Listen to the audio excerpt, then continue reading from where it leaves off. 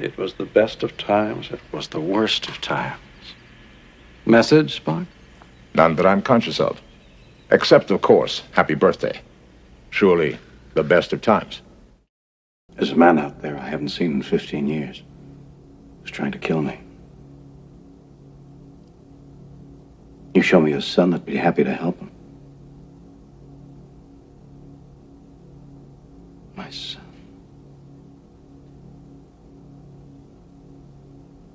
My life that could have been. It wasn't. Get back your command. Get it back before you turn into part of this collection. Before you really do grow old. What am I feeling?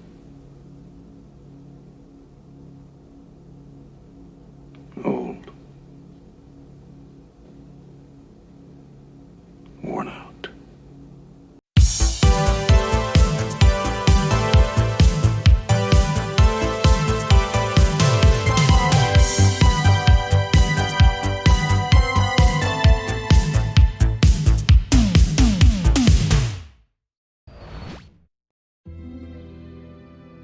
Star Trek II: The Wrath of Khan. Kirk and company are back for a more somber and action-packed episode that follows Kirk on his 50th birthday, and he is feeling his best days are behind him. The Enterprise has been relegated to a training vessel and is going on a training cruise with a fresh group of cadets, further reminding him that perhaps there are no more adventures to be had. Carol Marcus, an old flame of Kirk's, sends a mysterious signal to Kirk, accusing him of taking away her project that she is heading up called Genesis, a device that can take a dead world and make an Earth-like world out of it nearly instantly. Of course, this could also be used as a weapon in the wrong hands. It turns out that Khan has been discovered by the Reliant, a ship that was on loan to the Genesis project to find a suitable test planet for the device. Khan's planet he was settled on 15 years ago in the original series has had a cataclysmic event resulting in the deaths of many of his people, including his wife. He blames Kirk and wants revenge. A cat-and-mouse game between two brilliant men ensues, and neither will emerge unscathed and without loss. How will Kirk defeat this foe that is not only genetically superior to him, but is also single-minded in his goal of killing Kirk? Star Trek, a juggernaut of a franchise that will probably be with us for another 50 years. But it wasn't always that way. Star Trek had a rough run in its first iteration in the 60s, constantly battling against cancellation.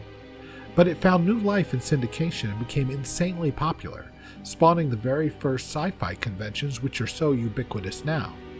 Still, even with that renewed popularity, long-lasting success was not guaranteed. An attempt to revise the series was started called Star Trek Phase 2.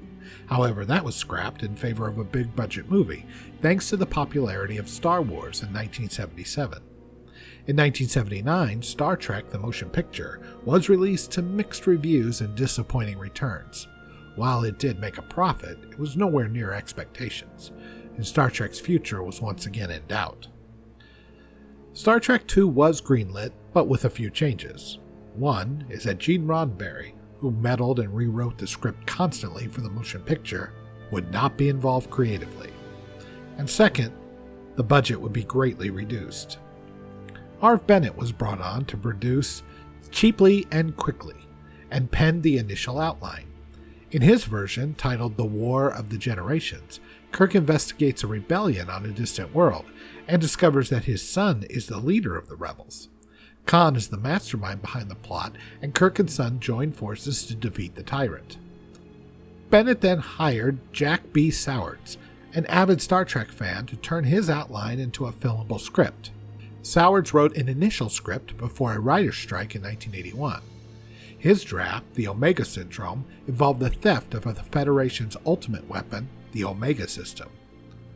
Sowards was concerned that his weapon was too negative, and Bennett wanted something more uplifting, as fundamental in the 20th century as recombinant DNA is in our time. So it was suggested to Bennett that the device be turned into a terraforming tool instead. At the story conference the next day, Bennett declared that Star Trek had been saved. In recognition of the biblical power of the weapon, Sowers renamed the Omega system to the Genesis device. One of the things that really got people's attention was the death of Spock. Initially, it was to happen very early in the story, but it got leaked to the public and there was a huge backlash. Given that the internet didn't exist back then, that's saying something. So the death was moved to the end of the movie after some rewrites with Khan. Nicholas Meyer was brought in after writing The 7% Solution and directing Time After Time. He had never seen Star Trek, but he took the time to watch all 79 episodes of the original series to really understand what Star Trek was. It was his rewrite that made the movie what it is today. He realized that a big special effects movie was not what Star Trek was, but a character study, and that Kirk dealing with his age and the passage of time was the heart of the story. The design of the ship was altered somewhat, at least in the interiors, to give it a darker and more intimate feel in the contrast to the epic scale of the motion picture. The uniforms were also changed to a more militaristic look, with the colors of the undershirts and turtlenecks being changed to what the designer termed as corrupted colors. Colors that aren't really used today but are distinctive and give the viewer a sense that these may be colors used in the future. The naval look of the uniforms also emphasized the idea of hornblower in space, two submarine commanders trying to find each other in a dark and difficult sea, or in this case a nebula. Even the control panels were slightly modified, as Spock's station was to resemble accordion chords. A center key was put in so Nimoy could effortlessly set his hands in place and then play the controls without looking. It's a small detail, but it really gives you an idea of the kind of things they were thinking of when making this sequel. Filming started in November 1981 and finished in January of 1982. Effect work was much less costly, despite the more action-oriented tone of the movie. Many of the early effects shots are lifted directly from the motion picture, including Kirk's arrival on the Enterprise, the 3 Klingon ships in the Kobayashi Maru scenario, and the departure of the Enterprise from space dock. The regular orbiting space lab was also the same model used for the motion picture, but simply inverted. The Reliant's more stable design was much easier to work with as opposed to the Enterprise, which took 8 people to mount the model and needed a forklift to move it around.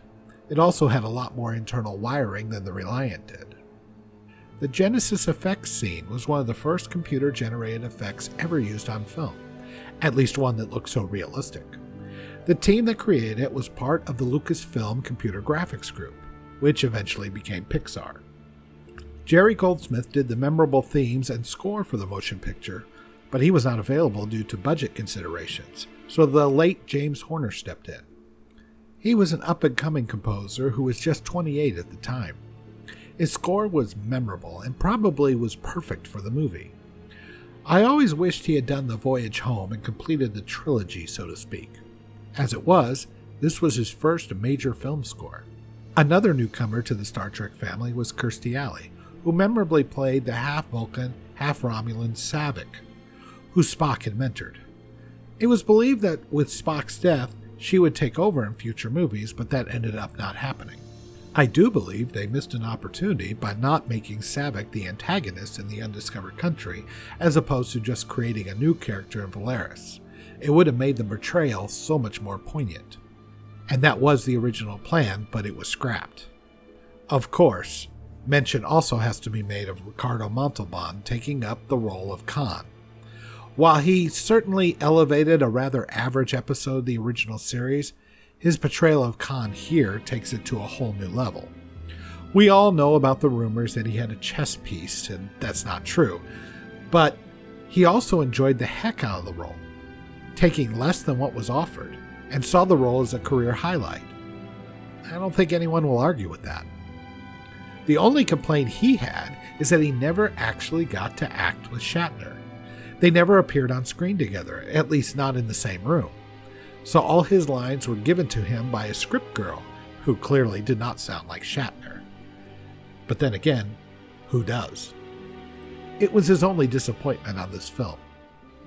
Spock's death scene was shot on a closed set over 3 days with no visitors allowed. At this point in time, Nimoy had had enough of Spock and wanted him to die, but the experience of filming this movie was so positive that he was the one who suggested to put the remember moment in the scene just in case, and we're all glad that he did. The death was widely reported at the time and was received by test audiences so poorly that the soft landing of the casket and Nimoy's voiceover were added to try to buoy up the ending a bit, and that was over Nicholas Meyer's objections. The motion picture had a budget of over $44 million and made $139 million, while in contrast, The Wrath of Khan has a budget of only $11 million and yet made $97 million. While this was less overall money, the profit margin was so much higher it was considered a resounding success.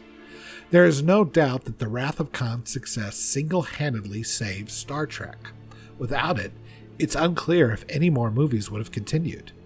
Next Generation and its spin-offs probably would not have been made, and Star Trek would not be the cultural touchstone it is today. It's a staple of Star Trek fans and really defined the look and feel of Star Trek from then on, somewhat to its detriment in later films, with a big villain being the go-to plot for most Star Trek movies these days, attempting to replicate the success of Khan. But Khan's success was so much more about the exploration of Kirk's character rather than the villain himself. Star Trek II is still the best Trek film, and there hasn't been one that has quite matched it. It started a small trilogy within the Trek franchise that works well to this day. Fondly remembered for what it was, it should also be respected for what it achieved, the savior of a franchise.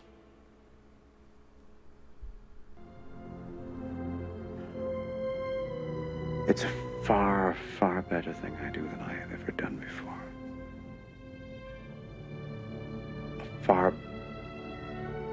better resting place I go to than I've ever known. You okay, Jim? How do you feel? Yeah.